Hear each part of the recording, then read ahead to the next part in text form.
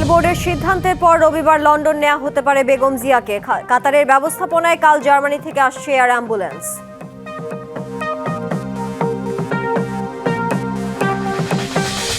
ঢাকায় বেগম খালেদা জিয়ার পাশে তারেক রহমানের স্ত্রী ডাক্তার জুবাইদা রহমান। রোগ মুক্তি কামনায় সারা দেশে দোয়া ও প্রার্থনা।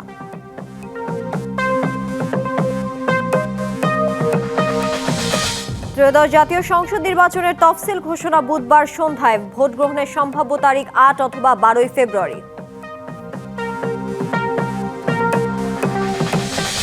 আবার কেউ ফ্যাসিস্ট হতে চাইলে রুখে দেবে জনগণ। নির্বাচন পেছানোর ষড়যন্ত্রের অভিযোগ ৮ দলের। সব দল প্রস্তুত হওয়ার পর তফসিল চায় এনসিপি। নির্বাচনের আগে ভারী অস্ত্র উদ্ধারে অভিযান চলমান। সরকারের কোনো ব্যর্থতা নেই, দাবি স্বরাষ্ট্র উপদেষ্টার।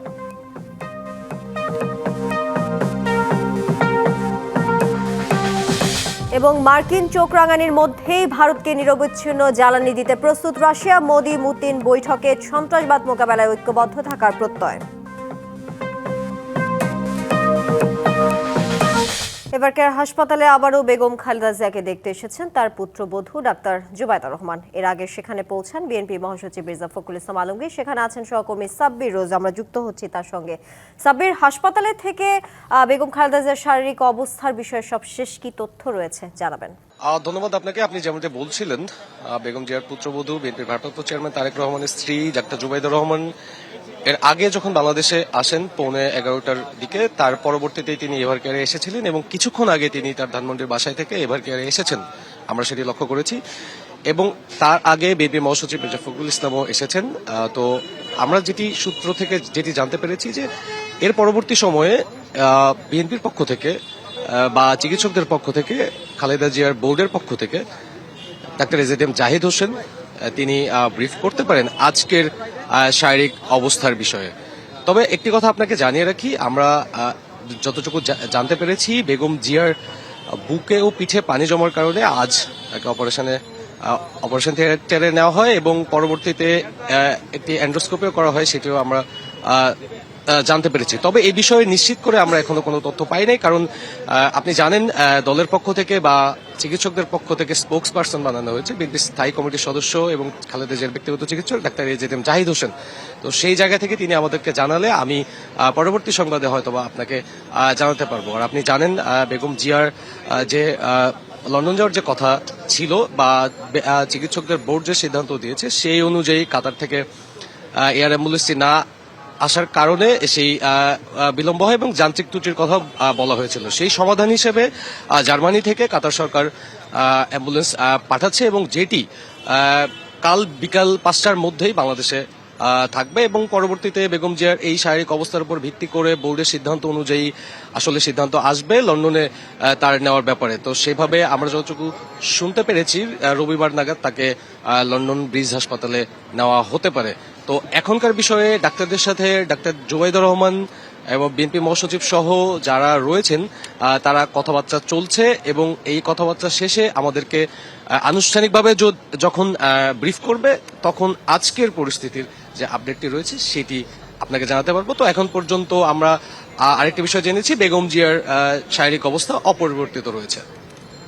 সাবির, আপনাকে ধন্যবাদ আমাদের সঙ্গে যুক্ত থাকার জন্য। সব রাজনৈতিক দল প্রস্তুত হওয়ার পর তফসিল করার দাবি জানিয়েছে এনসিপি। দলটির আহ্বায়ক নাহিদ ইসলাম জানিয়েছে তফসিল নিয়ে নির্বাচন কমিশন সিদ্ধান্ত নেবে, কিন্তু কোনো বিশেষ রাজনৈতিক দলের জন্য নির্বাচনের তারিখ পরিবর্তন করা ঠিক হবে না।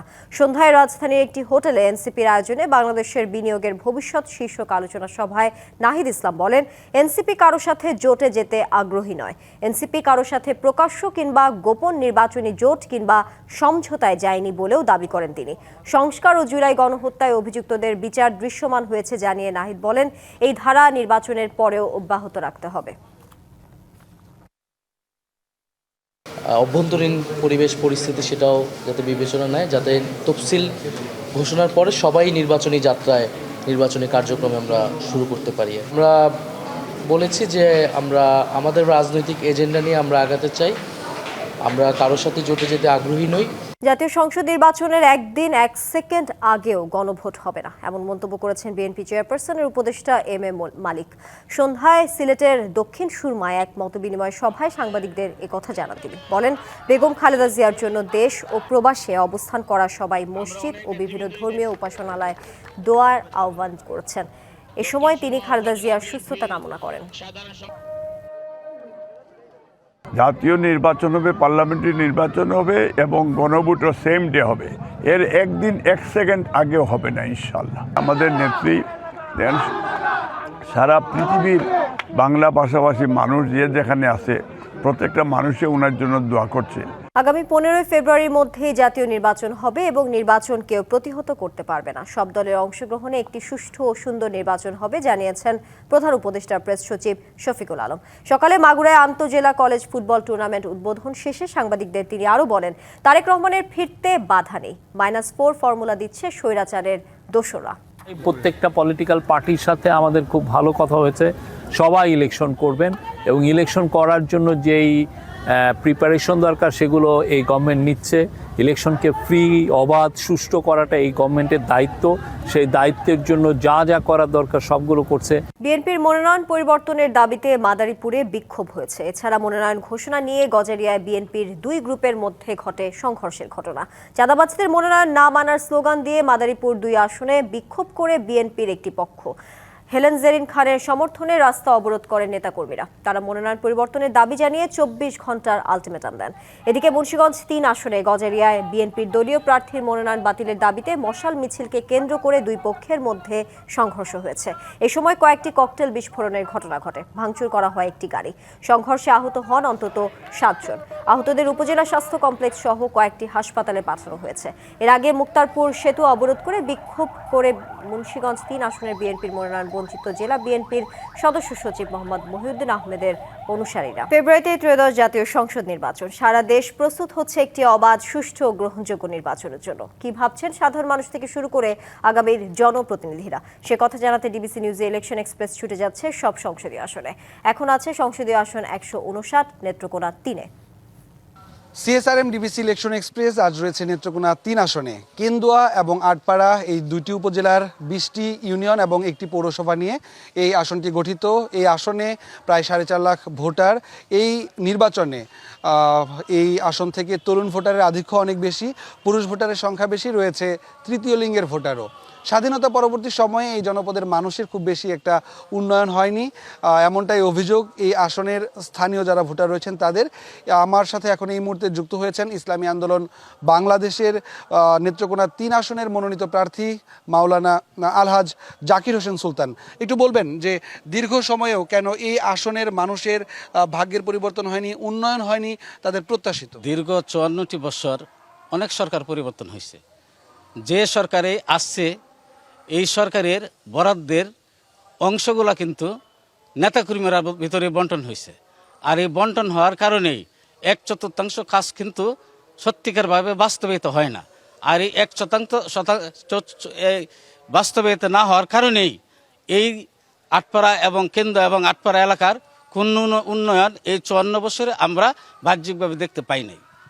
আপনাদের দল থেকে তো ইতিমধ্যে আপনাদের মনোনয়ন দেওয়া হয়েছে, আপনারা মানুষের কাছে যাচ্ছেন, কথা বলছেন, মানুষের কাছে ভোট প্রার্থনা করছেন।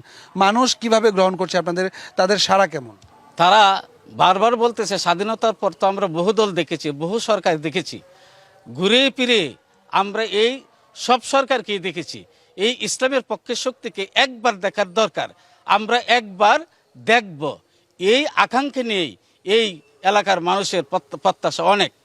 আপনাদের এই আসনটিতে বিএনপির প্রার্থী দিয়েছে, বাংলাদেশ জামায়াত ইসলামের প্রার্থী রয়েছে, যুগপৎ আন্দোলন করছেন আপনারা, একই সাথে ইসলামিক 8 দল আপনারা একসাথে হয়ে কি পরিকল্পনা করছেন এই আসনের জন্য? আমরা এই আসনের জন্য পরিকল্পনা করেছি, যদি আমরা সরকার গঠন করতে পারি তো এই কেন্দ্র এবং আটপাড়া একটি বৃহৎ এলাকা, এই বৃহৎ এলাকায় 50 শয্যা বিশিষ্ট একটা হাসপাতাল, এখানে রোগীরা কোনো সুশৃঙ্খল চিকিৎসা পায়নি, তাহলে এটাকে আমরা 100 শয্যায় আমরা উন্নতি করব। এরপর আমরা এই কেন্দ্র আটপাড়ার এই এলাকাকে আমরা রাস্তাঘাট, যেখানে সংস্কার করব, যেখানে নতুন রাস্তাঘাট করার দরকার সেখানে আমরা নতুন রাস্তাঘাট করব এবং শিক্ষাখাতকে আমরা ঢেলে সাজাবো। জয়ের ব্যাপারে আমরা আশাবাদী শতভাগ নিশ্চিত, এই জন্য যে তরুণ ভোটাররা আমরা তাদের জীবনের প্রথম ভোটটা হাত পাকার পক্ষে হোক, এটা তাদের প্রত্যাশা। এবং আমরা এই যে তৃণমূল থেকে একবারে তার উচ্চ পর্যায়ে সকল ইউনিয়নে যে আমরা ঘোরাফেরা করতেছি, মানুষ অধীর আগ্রহে তৃতীয় একটা পক্ষকে, ইসলামের একটা পক্ষকে একবার দেখতে চায়। তাই আমরা শতভাগ আশাবাদী যে আমরা বিজয় লাভ করব।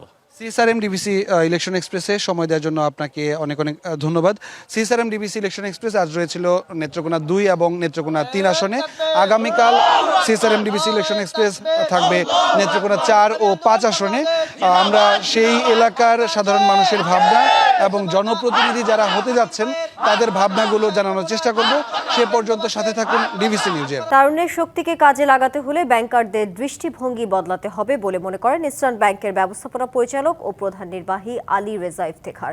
সন্ধ্যায় রাজধানীর একটি হোটেলে তারুণ্যের চাহিদাকে প্রাধান্য দেয়া EBL priority next gen banking সেবার উদ্বোধনী অনুষ্ঠানে তিনি কথা বলেন। এ সময় আলী রেজা ইফতেখার বলেন, তরুণরা চিন্তায়, কাজে ও উদ্যমে গতিশীল। গতানুগতিক ধীর গতির ব্যাংকিং দিয়ে তাদের চাহিদা মেটানো সম্ভব নয়। তথ্য প্রযুক্তি নির্ভর তরুণ জনগোষ্ঠীর দৃষ্টি আকর্ষণে তাই দ্রুত গতির ব্যাংকিং সমাধান চালুর তাগিদ দেন তিনি। আর তা করতে না পারলে আগামী দিনে ব্যাংকিং ব্যবসায় টিকে থাকা কঠিন হবে বলে মন্তব্য করেন ইবিএল এমডি। এ সময় জানানো হয়, দেশের সম্ভাবনাময় তরুণদের দ্রুত গতির ব্যাংকিং চাহিদা পূরণে EBL priority next gen banking সেবা চালু করেছে ইস্টার্ন ব্যাংক। নতুন এই সেবায় তরুণদের জন্য থাকবে ডেডিকেটেড রিলেশনশিপ সাপোর্ট, লাইফস্টাইল সুবিধা, ব্যক্তিগত সম্পদ ব্যবস্থাপনা ও ভ্রমণে নানা ধরনের ব্যাংকিং সুবিধা। এই ছিল এখনকার মতো। ডিবিসির সঙ্গে থাকুন।